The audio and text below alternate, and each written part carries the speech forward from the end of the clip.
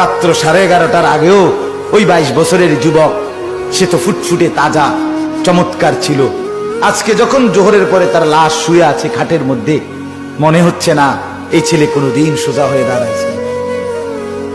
এতগুলো মানুষ তাকে দেখতেছে, সে তো নড়েও না, চড়েও না, চোখও আঁকবে।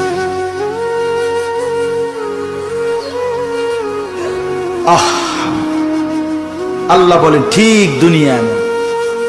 3টা ছেলে বিদেশ পাঠাইছে, বাইতে একখান বিল্ডিং করছে, আজ যা 40-50 বছর লাগাইয়া সংসার সাজাইছে, ঠিক সব গুছাইয়া সারছে। দুনিয়া এখন ভোগ করবে। মালাকুল মউত আইসা কইছে, চাচা যাওনের টাইম হইছে। হ্যাঁ, যাওয়ার সময় হয়েছে, চলেন চাচা।